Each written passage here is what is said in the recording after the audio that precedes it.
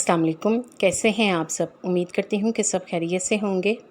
आज मैं आपकी आसानी के लिए बहुत सी घरेलू टिप्स बताऊँगी जो आपके लिए फ़ायदेमंद साबित होंगी। इसलिए वीडियो को लाइक और शेयर ज़रूर करें और पूरा देखें ताकि कोई भी टिप आपसे मिस ना हो सके। जले हुए खाने को बर्तन से हटाने के लिए बाज़ औक़ात खाना पकाते हुए जल जाता है और देगची पर चिपक जाता है। इस देगची को साफ़ करना काफ़ी मुश्किल होता है।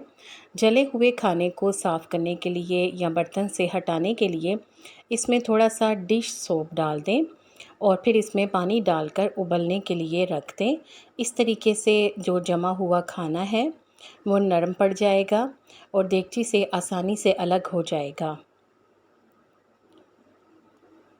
फ्रिज की बू दूर करने के लिए फ्रिज में फलों और सब्जियों वगैरह की बदबू दूर करने के लिए थोड़े से नीम गर्म पानी में वॉशिंग पाउडर और थोड़ा सा सफ़ेद सिरका मिलाएं, अच्छी तरह से मिक्स करें और एक छोटे तौलिए को इसमें भिगो लें और अच्छी तरह से निचोड़कर फ्रिज की सफाई करें और फिर इसके बाद खुश्क तौलिए से फ्रिज को पोंछ लें।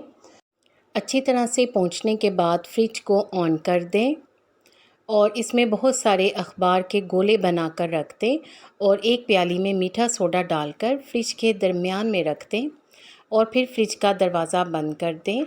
1 घंटे के बाद आप तमाम अखबार के जो गोले बनाकर रखे हैं उन्हें बाहर निकाल दें। फ्रिज की तमाम बदबू ख़त्म हो जाएगी। इसके बाद आप फ्रिज में सामान रख दें। इस तरीके से ना सिर्फ फ्रिज की सफाई हो जाएगी बल्कि स्मेल वगैरह भी ख़त्म हो जाएगी।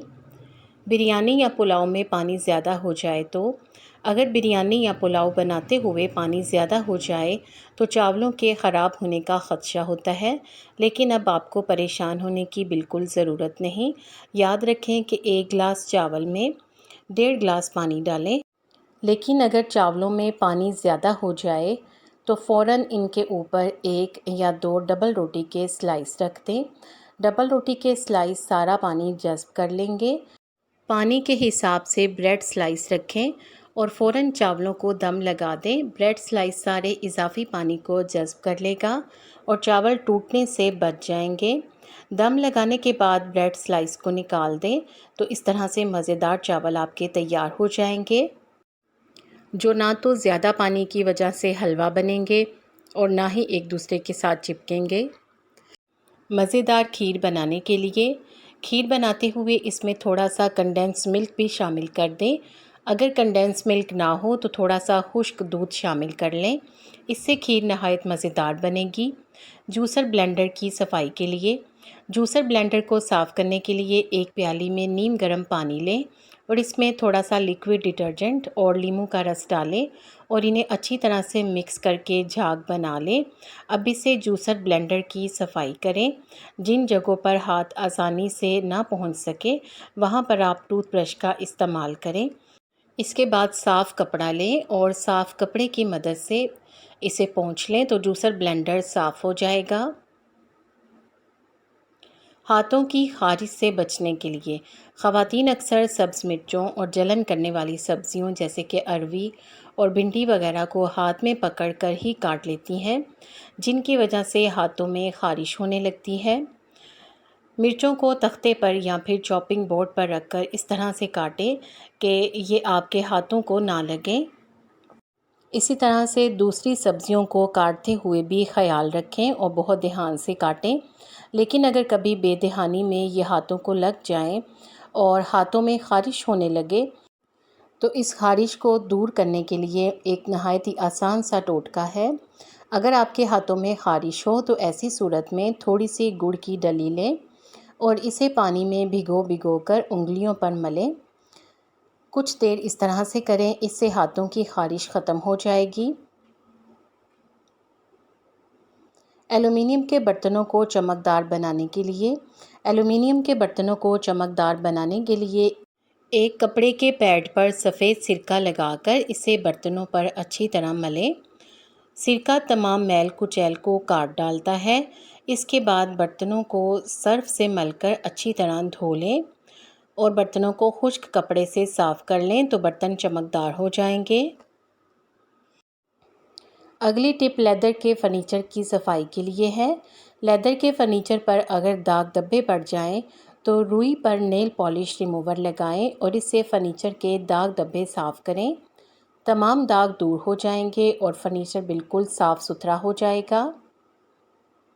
आलूओं को ज़्यादा अरसे तक ख़राब होने से बचाने के लिए गर्मी के मौसम में आलू बहुत जल्दी ख़राब हो जाते हैं।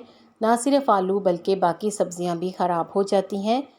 लेकिन अगर आप आलूओं को ज़्यादा अरसे तक महफूज रखना चाहते हैं तो इन्हें फ्रिज में रखें। इससे ये बिल्कुल ताज़ा रहेंगे और काफ़ी दिन तक ख़राब नहीं होंगे। इसके अलावा आलूओं को प्याज से अलहदा ही रखें, नहीं तो वो बहुत जल्दी ख़राब हो जाएंगे। चिकनाई वाले कंटेनर्स की सफाई के लिए प्लास्टिक के डिब्बे या कंटेनर्स में जब भी चिकनाई वाली कोई चीज़ डाली जाती है तो इससे चिकनाई को साफ़ करना काफ़ी मुश्किल लगता है, लेकिन इसे आसानी के साथ साफ़ किया जा सकता है। इन्हें साफ़ करने के लिए मैं आपको एक छोटा सा टोटका बताती हूँ। इसके लिए सबसे पहले आप नीम गर्म पानी लें और थोड़ा सा नीम गर्म पानी कंटेनर या फिर प्लास्टिक के डिब्बे में डाल दें। अब इसमें लिक्विड डिश वॉश और एक टिश्यू पेपर डाल दें। 2 मिनट के लिए छोड़ दें ताकि नीम गर्म पानी से सारी चिकनाई पिघल जाए। अब डिब्बे या कंटेनर को अच्छी तरह हिलाते जाएं। टिश्यू पेपर की मदद से सारी चिकनाई साफ़ हो जाएगी। अब कंटेनर को साफ़ पानी से धो लें। इसी तरीके से प्लास्टिक के डिब्बे को भी साफ़ किया जा सकता है। पुराना चूल्हा साफ़ करने के लिए अगर आपका चूल्हा काफ़ी अरसे से इस्तेमाल नहीं हुआ और पड़ा रहने से मैला कुचैला और पुराना लगने लग जाए तो परेशान ना हो। ऐसे चूल्हे को साफ़ करने के लिए एक आसान सा तरीका है।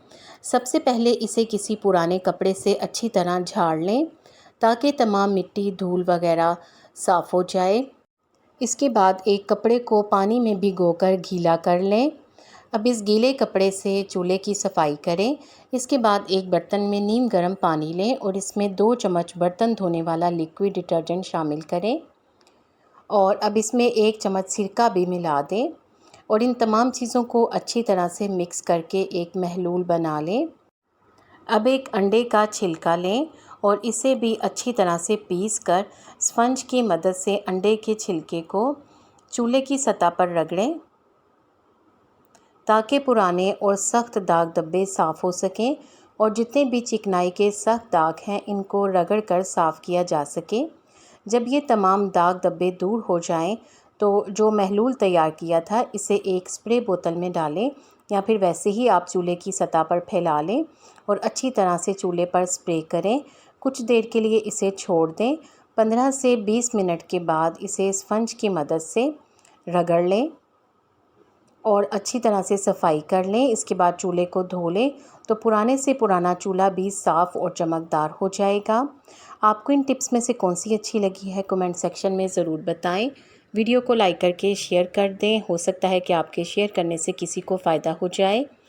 मुझे उम्मीद है कि आपने चैनल को सब्सक्राइब कर लिया है। अगर अभी तक नहीं किया तो जल्दी से सब्सक्राइब करके बेल आइकॉन ज़रूर दबा दें ताकि आपको इस तरह की वीडियोस टाइम पर और सबसे पहले मिले। आप सबका बेहद शुक्रिया।